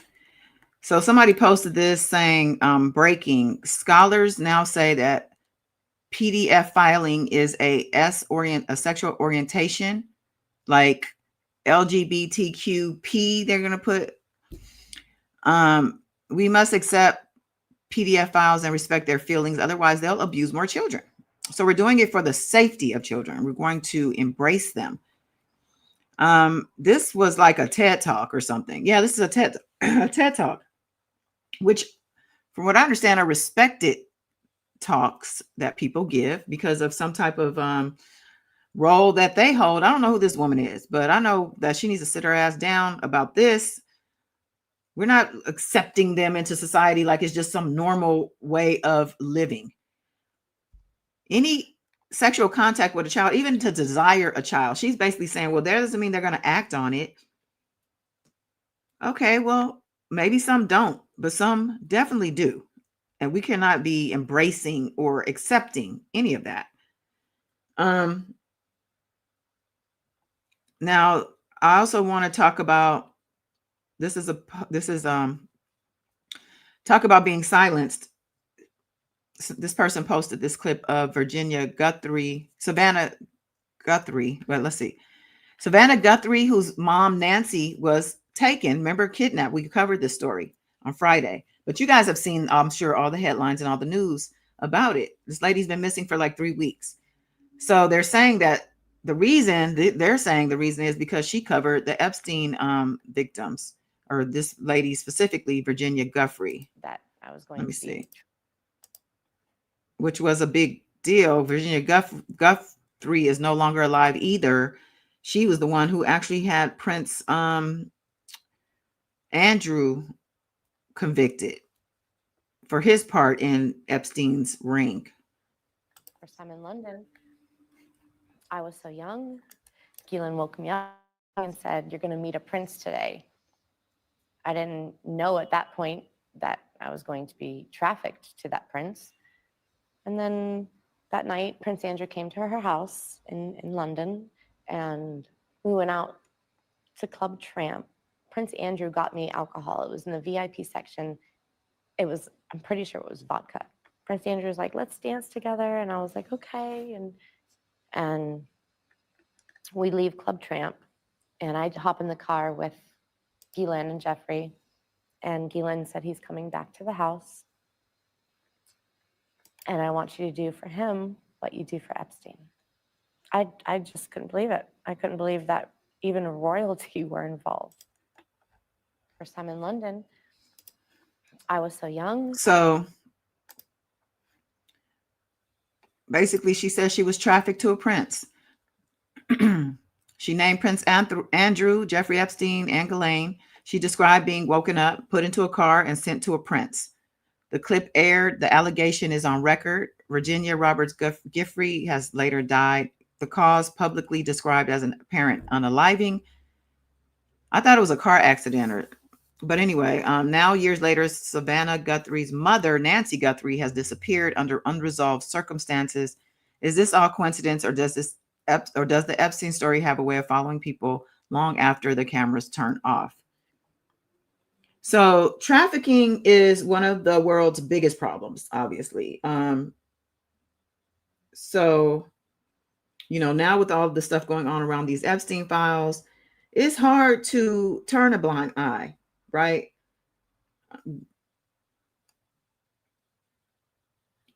And this is what I think Rashana's book, even though technically we're not calling that trafficking, I don't think, but I am, because he had her doing things with others.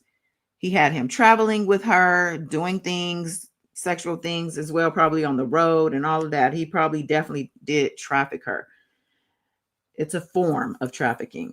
And I feel like with the Epstein stuff coming out and all these people being exposed, it's definitely time for some solutions to this issue. Like, all the exposing is the start, I think, of it, because you have to have the proof of it out in the open before anything is even called to be done about it. So much of it where people are up in arms. And I think that's where we're kind of at politically, even though Democrats and Republicans, both sides of the aisle, are involved in this Epstein stuff. It's not just one side, it's both sides. It's more, though, of a class situation than a political situation, than a race situation. Is class.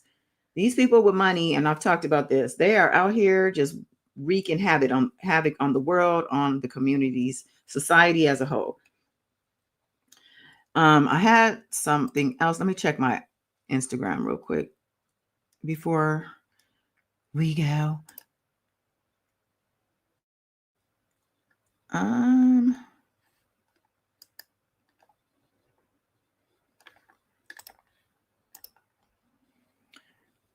Okay, let's see. I want to make sure I covered. There's might be another couple things.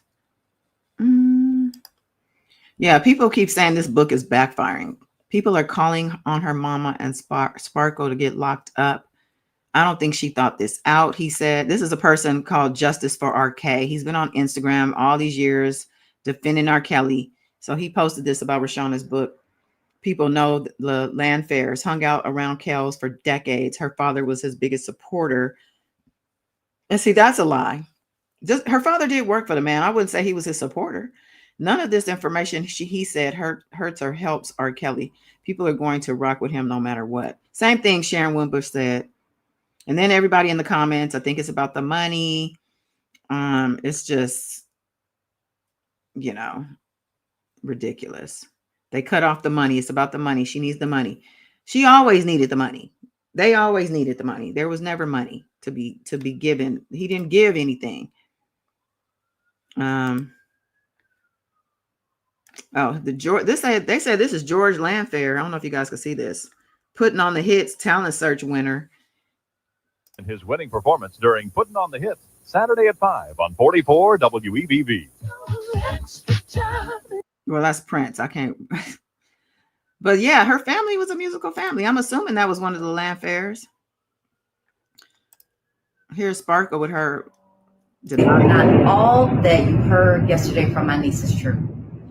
I don't want to hinder this legal process. I don't. But to testify that I had my niece sit on Robert's lap and rub his head and have her ask him to be her godfather is an absolute fucking lie.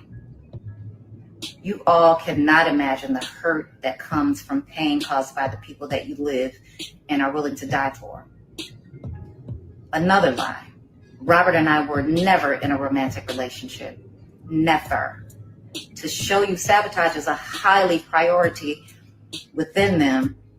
If Robert and I were in a romantic relationship, you and your mom was cool allowing you to start a relationship with him, again, no right answers for their actions.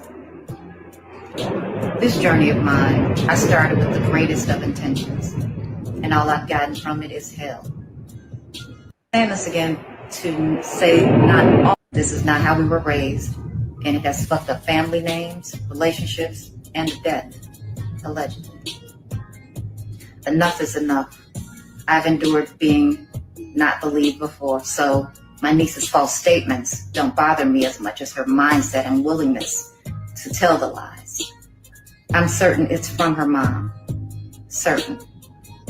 But she's now old enough to start bearing some level of responsibility of her actions. I love her more than life itself. So this is all I'm going to say regarding her and her mother, unless I have to. Unless I have to. This is not how we were. So she said she's doing this because of her mother. Strictly and only for her mother. And I've said this the whole time too. They seem like they have some type of sibling thing, rivalry thing already happening. You know, the mother can't stand this woman. Now, some people are saying they believe Sparkle. Now, my problem with Sparkle is that we did catch her in some lies in those interview clips. Like, that is not, that's facts. We caught her in lies. But at the same time, I don't know. That's why I'm kind of like, well, damn, I don't know if I could believe everything she's saying, which is the part about her, not that Rashana lied on her about saying that she told her to do those things, sit on his lap, rub his head, be his goddaughter, all that. But she said it was the mama child. Let me see. We'll save the Combs twins for another day. There's so much in here going on. And then let me real quick check my TikTok because I just want to make sure I'm covering everything because I hate when I end the live and I'm like, damn it. I forgot this. I forgot that.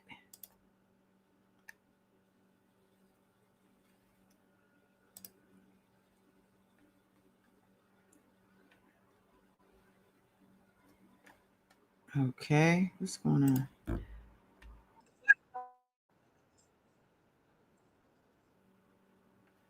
Okay.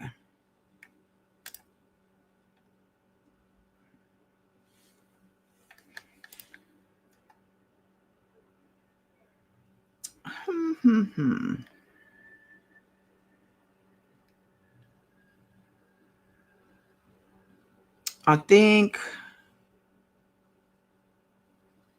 yeah, I don't think I have anything more. There's Sparkle, but we just listened to that. Okay.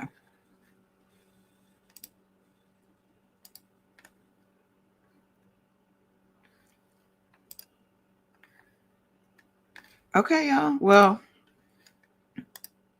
let me check the chat.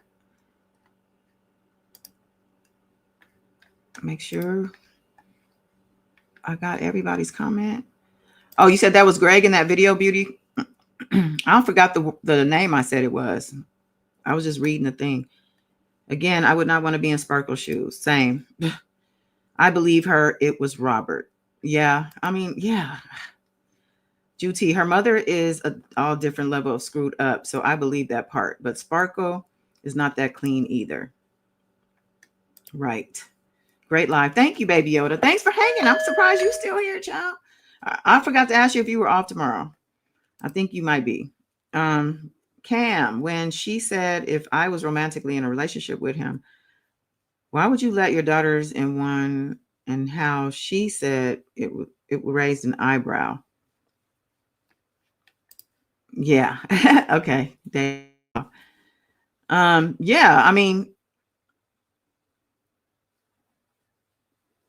wait, when she said who are we talking about? Because Sparkle don't have kids. I'm thinking about it. When she said I was romantically in a relationship with him, why would you let your daughter? Oh, she's saying if I was in a romantic relationship with him, she's saying that they were accusing her of being in a sexual relationship with Robert. And if they believe that, then why would they then allow their daughter to go ahead? But as far as the parents are concerned, their thing is they're in denial. They're saying they didn't know. They did know, but they're saying they didn't know until he actually confronted them about that tape and confessed. And she was like 17 at the time, and she was of legal age in Chicago at the time that they supposedly found out. And they initially told her, stop speaking to him, no more contact with him. And then she threatened to unalive herself and to basically disappear from their lives forever, like Joycelyn Savage. And then they said, you know what, you're grown at this point, you're legal, I guess. We don't want to lose you. So the parents, but even though that's happened, that, you know, they still, I think they knew they could have prevented, they could have stopped this from going on and on and on and on and on, because it literally did. It went on and on. I mean, it literally didn't even end until he got locked up. Really, the physical part. Like, I don't even know that they emotionally are disconnected at this point. They might still be connected, writing letters, because people want to say, oh, he can't read. He can't read. That he can read. I believe he can read at this point, and was being lazy about reading before. Ain't nothing wrong with him in that way. So stop. Okay. So, you know, I ended the live just talking about some trafficking stuff, because I believe the bigger picture is the whole world of trafficking. This is going on all over the world. The stuff that R. Kelly's being accused of, as disgusting and disgraceful and despicable as it is, it's happening to other people right now, maybe even worse things with entertainers as well as non-entertainers. There's people living out in the woods, okay, living off the land and off the grid, doing horrible things to children and women and maybe even boys, you know, probably. So my point is that, you know, this is where our focus needs to be on, like, just spreading awareness as well as love and compassion and empathy, and giving people grace too, because people have been going through stuff, man. But we also need to make sure we're focusing on ourselves. You know, it starts with you. It starts with me. It starts with us individually, right? We have to stay vigilant. Okay. We have to use our discernment. All right. And if your discernment is not sharp, sharpen it up. There's ways to do that. AI is amazing when it comes to information. And then most of all, stay prayed up, child. This is a spiritual warfare happening, and things are shifting from, you know, the side of covering shit up and doing vile things behind the scenes and making it look like everything's peachy in front of the cameras, in front of the world. But now things are shifting to the side of the righteous, okay? The side of the truth, the side of the good folks in the land. So, you know, it's time to make sure you're on the right side of history. Check yourself, okay? Look in the mirror. What's going on? This is why Rashana says she wrote her book. She said, literally, I want to be on the right side of history this time, because she knows she fucked up in 2008 trial, okay? Has she not? Imagine if we could see the world as it would be in Robert's orbit and around.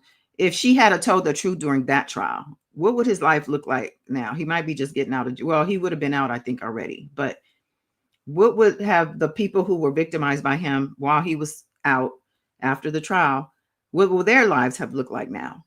You know? So I appreciate you guys so much. And thank you for hanging out. I'll be back actually in like 2 hours with chapter 1 of Faith Evans. I know it's late for a lot of y'all, so it won't hurt my feelings not to see you here, but I would love for you to pop in. Chapter 1 is super short. I'm going to basically do a quick recap on it just to get the ball rolling on the book. I may or might not come on tomorrow. I might be off the grid tomorrow. So I just want to make sure I get the ball rolling. And yeah, so make sure you are subscribed. Come back for this later reading, or come in the replay. If you do, just make sure you come in the comments. Let me know you stop by. And Juti says she'll be sleeping. Come in the replay, Juti. Okay. But yeah, have a good night's sleep. Everybody have an amazing evening. And we will talk in a minute, because I'll be back. All right. Peace.